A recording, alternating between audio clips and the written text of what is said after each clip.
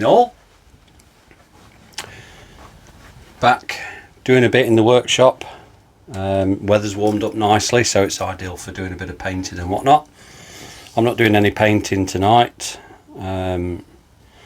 because what I've started doing, you'll notice if you kind of look on this bench if I move the microphone out of the way, there's nothing there apart from my cup of coffee.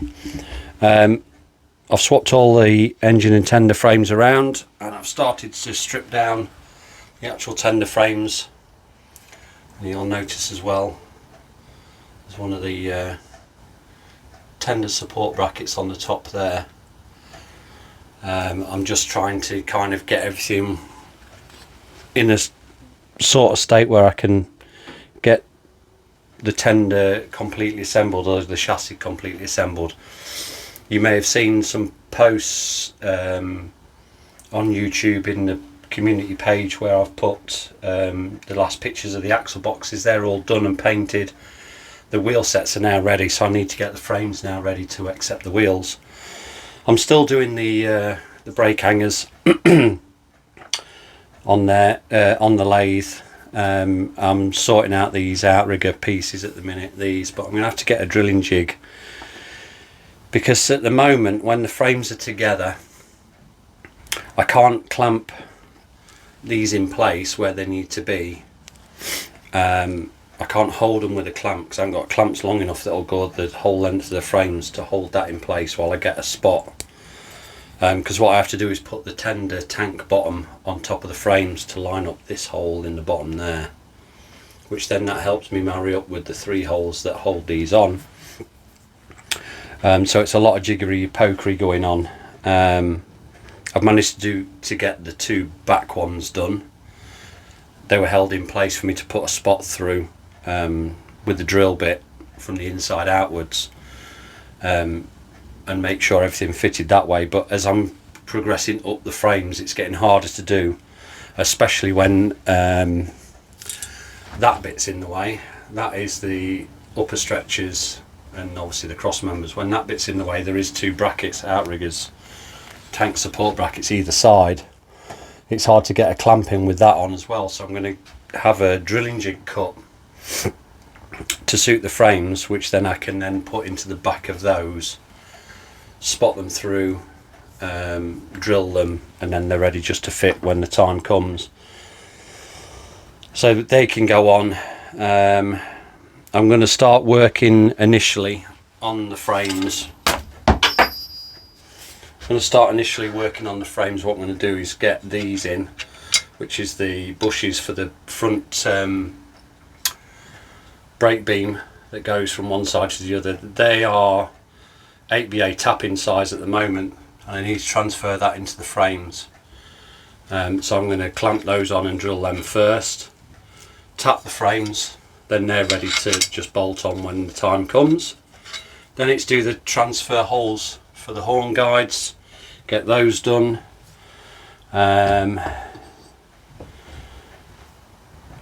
Mark up the inside of the frames, whatever holes need countersinking. What else is there to do before I rivet the horn guides on though? And once I've got all the holes drilled, the horn guides can come off. So I can mark up what needs countersinking in the back of there. They're going to be riveted on, the horn guides, but I need to get the thickness of them down so that the axle boxes will be a nice sliding fit between the 2 faces. I'm going to sandwich the frames together. So I'm going to bolt the horn guides back on once they've all been drilled and everything's been cleaned up. I'm going to bolt the horn guides back on with a countersunk bolt from the back out to the face, sandwich the 2 frames together, mill the material out that I need to for the axle boxes to fit in. Doing the 2 frames together, it will obviously help with the squareness of everything. And then before I do the final passes on the horn guides, I'm going to put all the stretchers back in, bring them back out to width, then clamp everything upside down in the mill, and then use a longer cutter to just take the last pass on each. So that means that if the frames have gone slightly out of alignment a little bit, I don't think they will, because as I said, everything that when it was all bolted together before previously, everything was holding square. But there is a possibility. I've unbolted it all, I bolted it back together, and it might be slightly out. But to make sure that one side marries up with the other side, get it all bolted together nice and tight, do that last pass, happy days.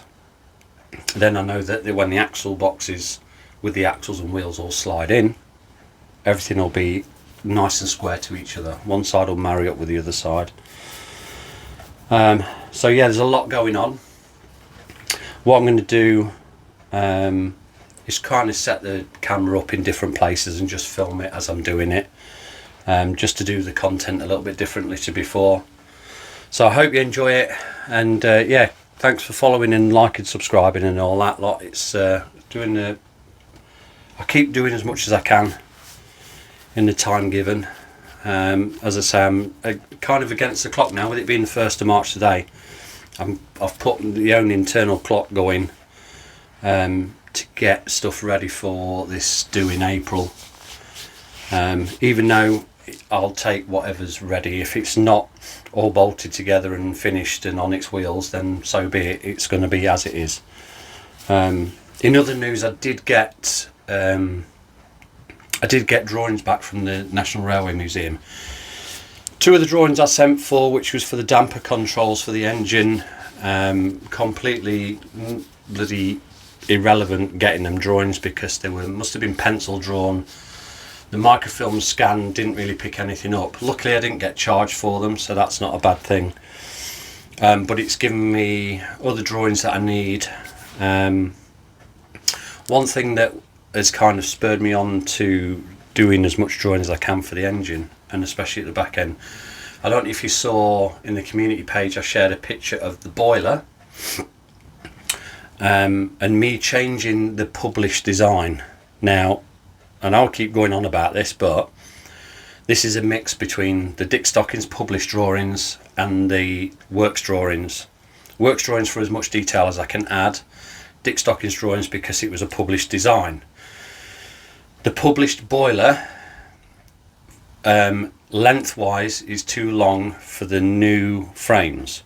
The frames are the same length as the published designs. In fact, if we went back on my Facebook page for the build, I overlapped 2 drawings, and that was the works drawings scaled down and the Dick Stockings frames. A lot of it married up the same, but the boiler is overlong. It's overlong for where things in the cab area have to be bolted on or riveted on. Because of that, I have to shorten it. Now, I'm not going to shorten it from tube plate to tube plate. I'm shortening it at the firebox end, and it's created a lot of conversation of you can't change it because it's a published design, but there's no saying that the published design was right for heat transfer and stuff like that, and steam generating capabilities. There's no saying that me reducing the firebox by 1 inch will make that much difference overall. And because I haven't got a way to calculate those differences, I made some changes.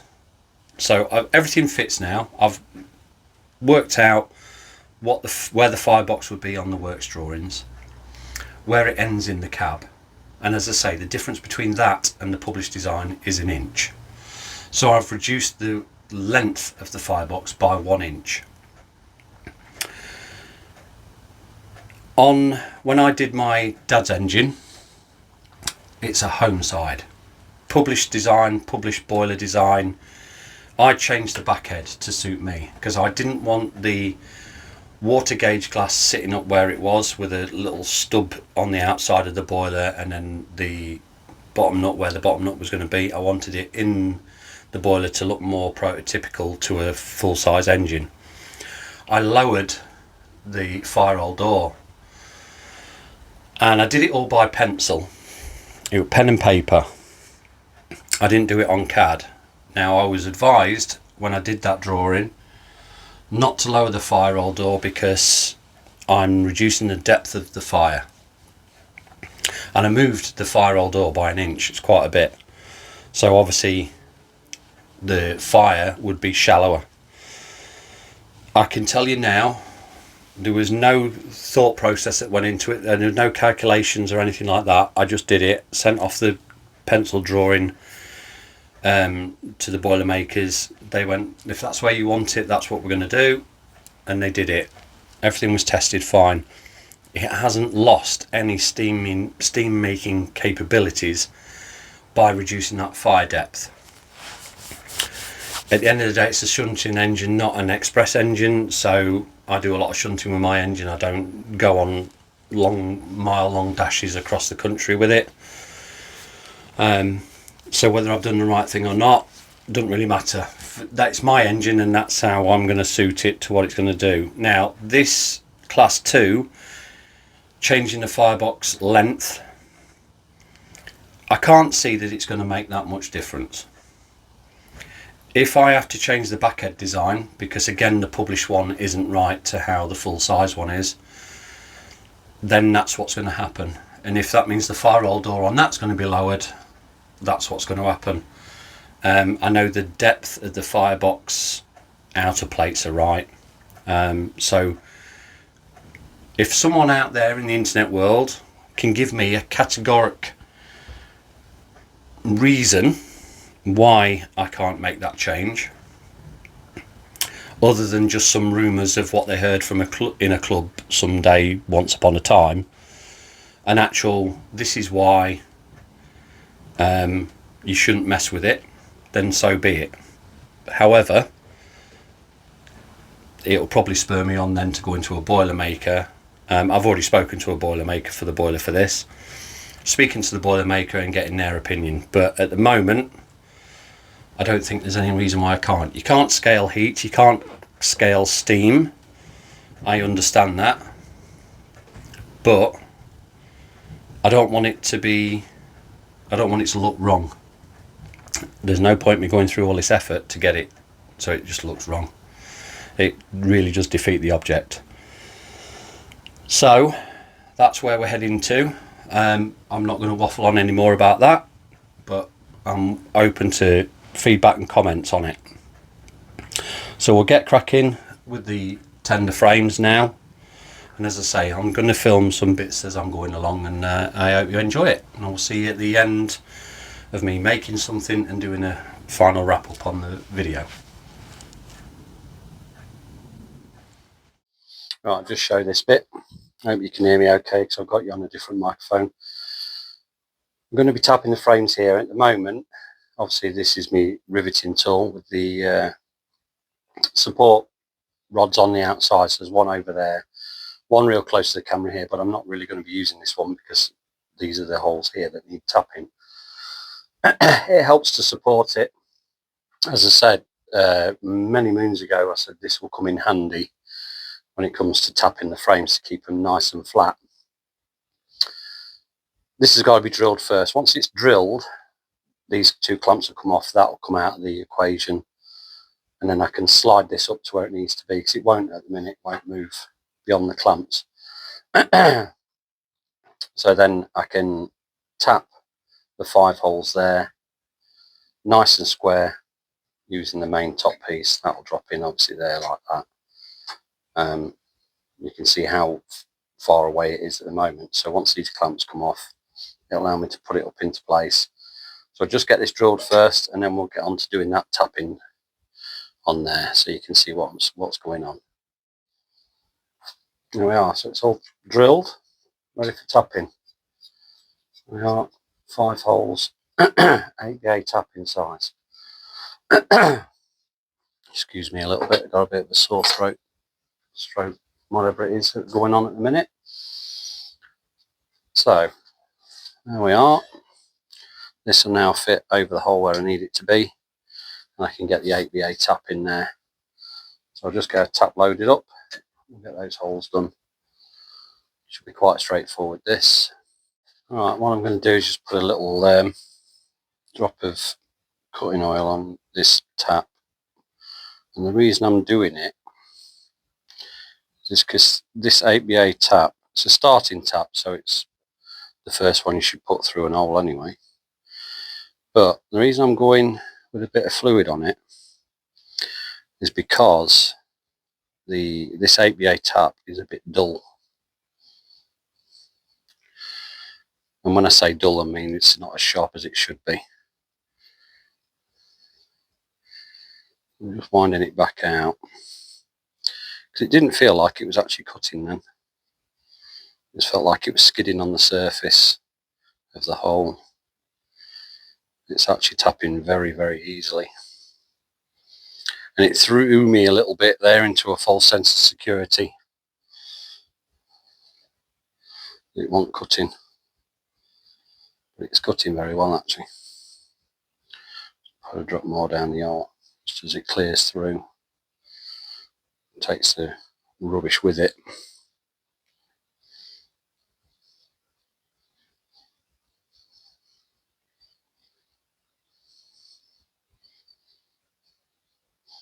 So my 8BA tapping size, I actually did it to my Presto chart. It's 1.8mm diameter drill bit.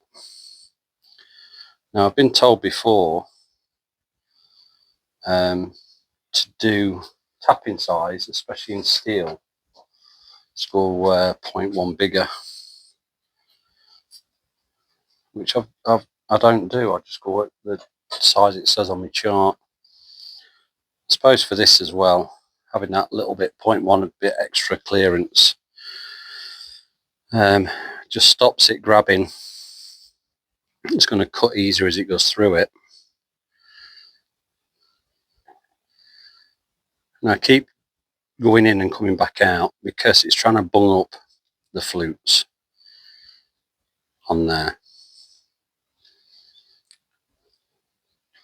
And what it does is it grabs the drill, grabs the tap in the chuck, and it'll spin in the chuck first because it's not that tight, which I want it to do, to be fair, because it saves me snapping off my last 8BA tap.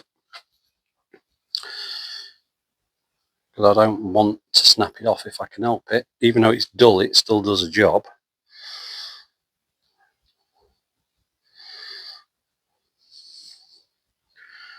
And these frames are 4mm steel.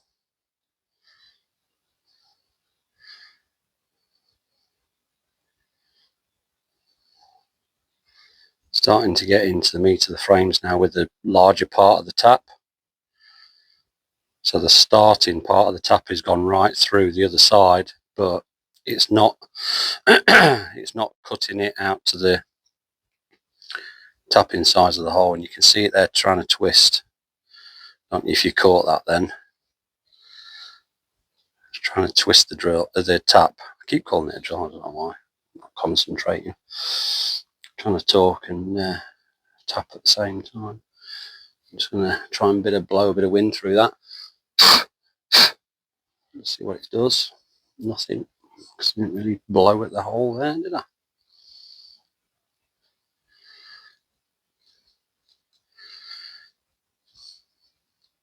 My only tip to anyone doing this: take your time. It's not a race. It's not, you don't rush it. If your tap doesn't want to go, bring it back out and have a look, see why not. It could be that there's a bit of swarf there or something like that that's just not allowing that tap to do its job. See, that's got all that crap in it all. Just take your time with it, because if you rush it, that's when you snap a tap. People say it's other things that makes it snap a tap, but I always find if you're rushing something, that's when mistakes happen. And I can agree with that, especially when it's come to, sorry, just nudge the camera. I can agree with that to a certain extent, with especially with the drawings I've done. I send off a drawing in a rush and there's a mistake on it that I haven't picked up on. Ed will cut exactly what he sees, so he's cutting to my drawings, and if the parts come to me and it's got an error there, there's nothing I can do about it. It's my fault, and the part that I've had cut needs to go in the scrap bin.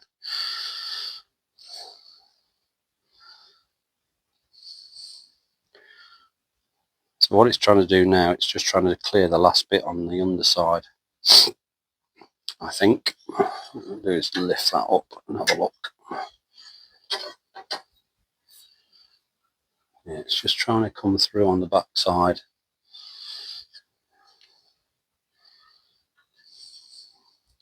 The good thing about this setup is you can take it out and have a look, and you don't have to worry about it not being square again, because it will be, because the design of the actual jig that I'm doing it on.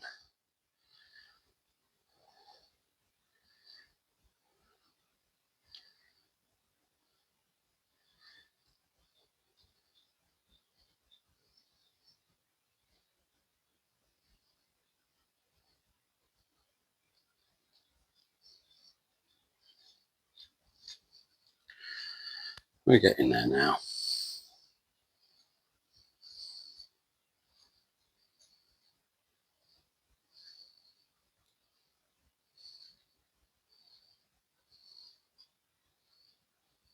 We're getting there. I don't think it's cutting any material now, it's just literally going through the back side of the frames.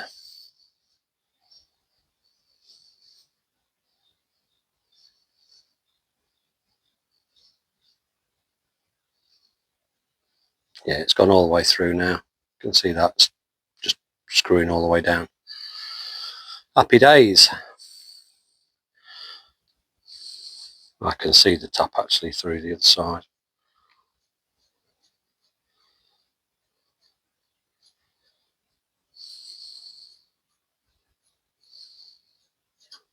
That's it, that's number one done.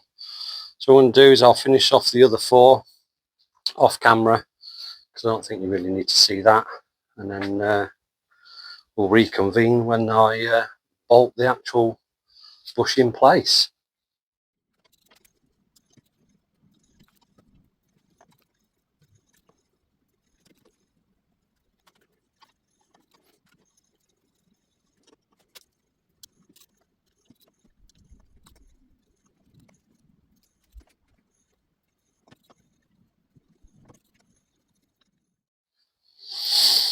Right, everything's been done for clearance. All the holes are tapped, as you've just seen.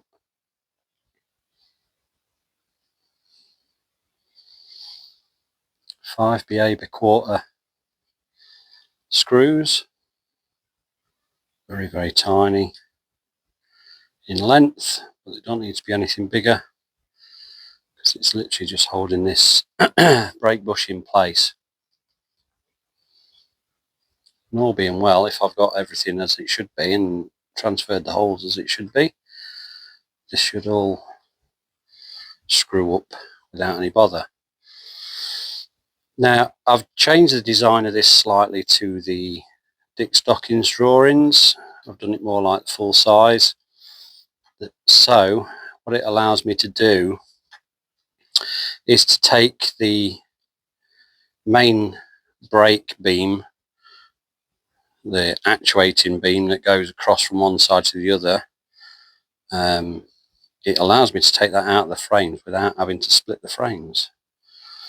I think on the Dick Stockings drawings it says about putting a press fitting a bush in there.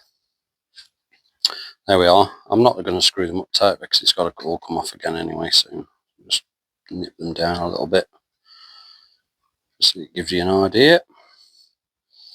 Yeah, on the Dick Stockings drawings I think it says press fit this bush into place, which is all well and good and it'll look nice on the outside. However, if you wanted to take any of the brake gear off, including taking this beam out, you couldn't get it out with those on press fitted into the frames.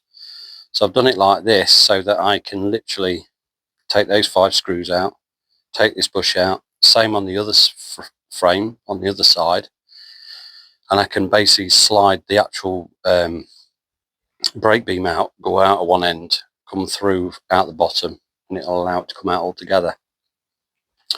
So there we go, it's in place, looking good, looking how it should do. I thought I'd have to wipe the counterbore a little bit on the edge here, but it's looking like the actual bolt heads, or the screw heads should I say, not bolt heads, the screw heads will just clear it. I'll nip them down a bit more. If it starts to discolour it, then I'll just hit it with a counterbore in the hole just to relieve it off a little bit. But I think it's going to go all the way in. Yeah, they are. We're all going to go all the way in without any bother.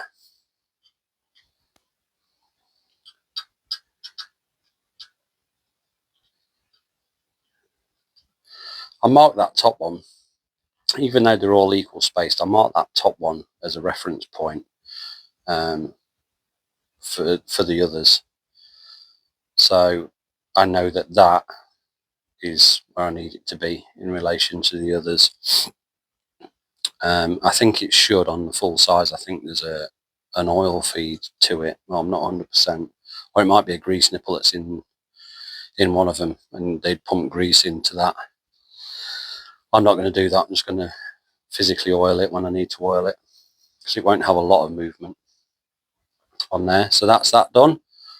On to the next bit, which I think is going to be attacking these, getting these drilled through there, and then they can come off and I can start working on getting that thickness down in here.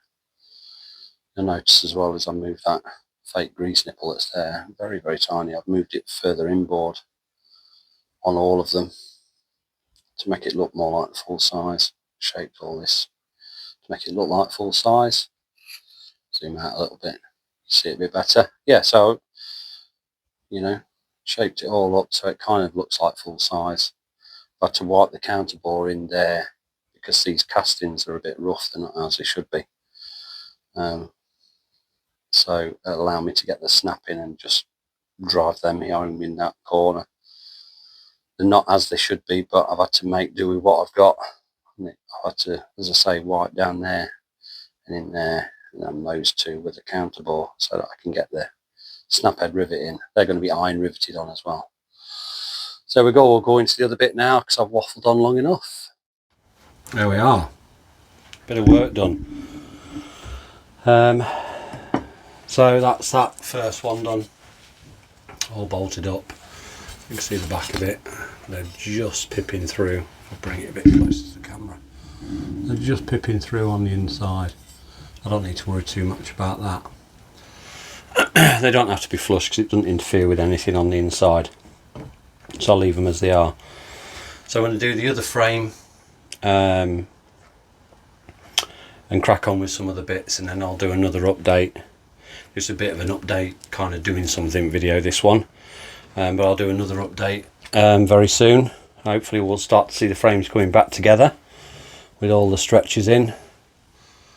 Those, if you didn't see those earlier. And the bottom ones. We'll get everything all bolted back in. Get the frames held out to width. And then we'll see if these lovely wheels I've done, if they fit. They will do, because I've done it to the drawings, but you never know. You never know. So yeah, so thanks ever so much for watching. Don't forget to like, subscribe, share it if you will. If you've got any questions, especially about that boiler thing, it's a bit of an interesting one, that.